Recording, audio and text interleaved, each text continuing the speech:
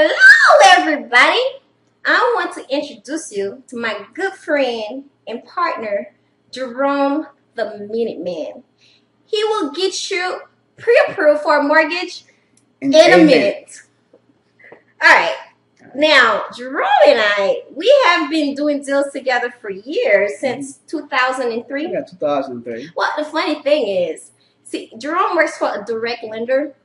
So he does all the loans, and I take care of the real estate end. But the funny thing is, we traded places. Back in the days, I was doing the mortgages, and I was the realtor. Yeah, I kind of liked it like that, though. Yeah, it was cool. It was cool, but I kind of like the new thing too. Yeah. All right. Well, listen, we just wanted to talk to you about a few of our deals, and over time, Jerome's gonna share some of the deals and the loans that they do over where he works.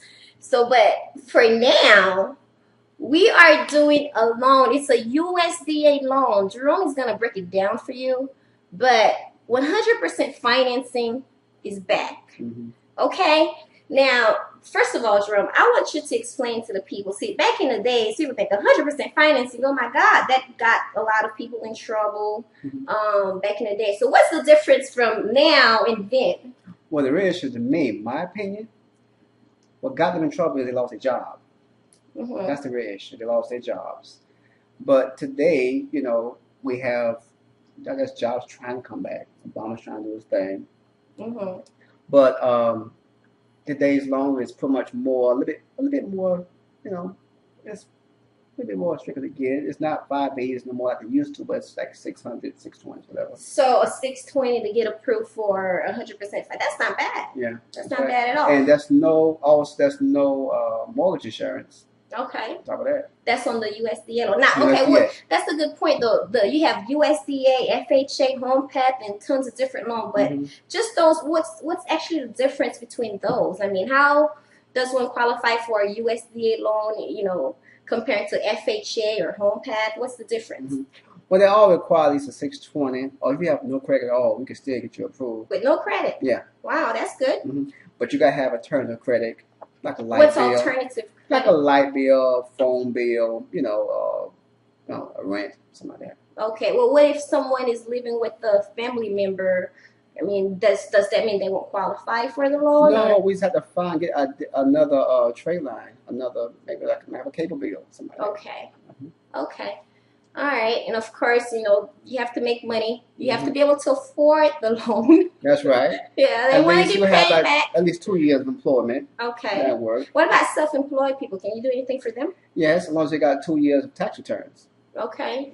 But are they required to put more money down? No. Still FHA, still FHA requirements. Oh, yeah. But we go up to net income, not the gross. Okay.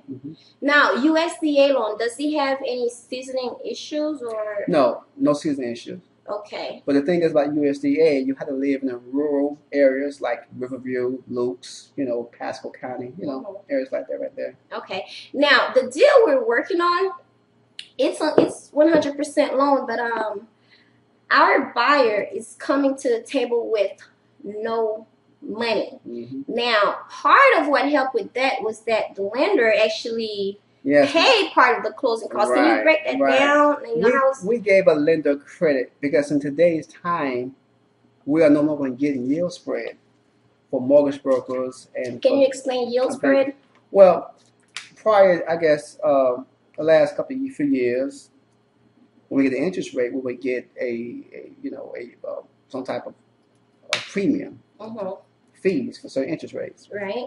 So instead of we getting it, it goes to the actual borrower. Right. And that's unheard of. That's awesome because now she's already getting, closing costs from the seller, but now she's got extra. Right. We got the seller paying, what, 47? Was it 47? 46? Yeah, I believe it's like 4,700 or 4,750, something like that. And we're paying the rest of it ourselves. So she has 100% financing. But with the USDA loan, it's unlimited seller's contribution. So there's no 6% like FHA. And there's no mortgage insurance. That's good. Yeah, it's real good. It's real good. It helps a whole lot.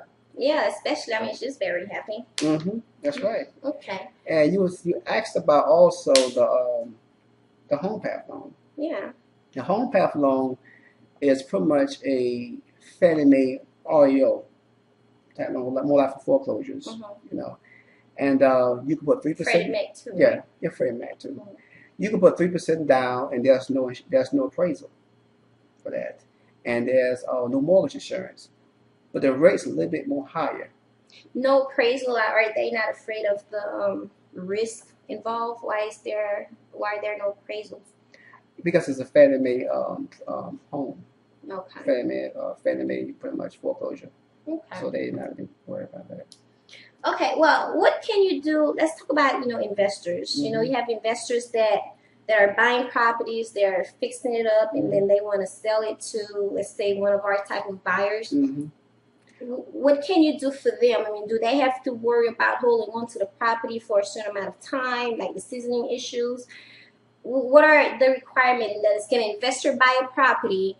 They say they picked up the property for $40,000. They put a good 20 to 30 grand into the property, fix it up, and turn around and sell it for $130. Is there a requirement? Is there a cap on how much they can make as far as profit? What are the requirements? Do they need to show receipts to what they did to the property? Well, the thing is, we can go around this seasoning issue. We don't have to wait 91 days.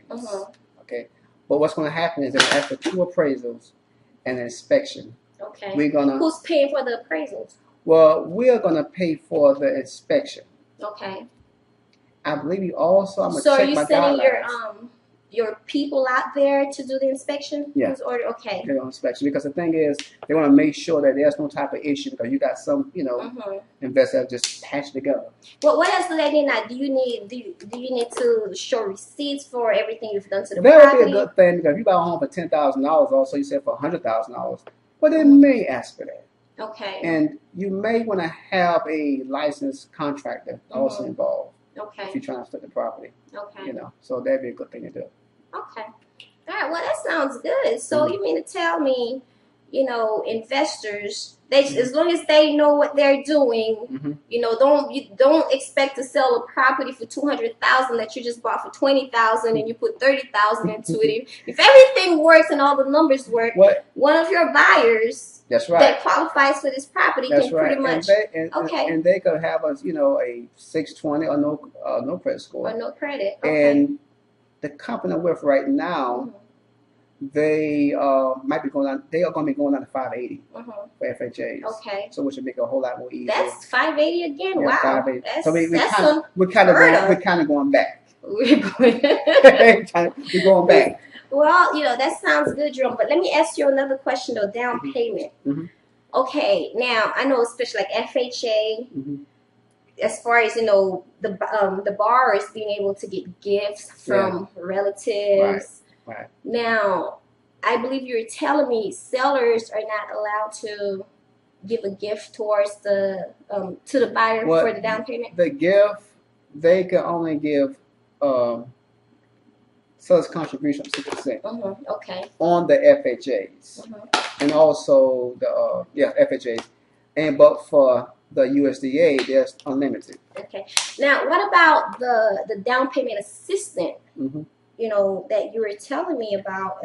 There's a few of them. We have the county and we have the city, but the city they don't have money right now.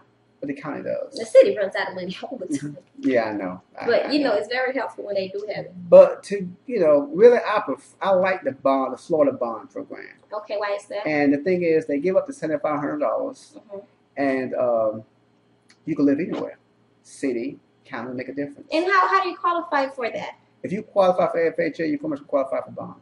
Really? Pretty much. Okay.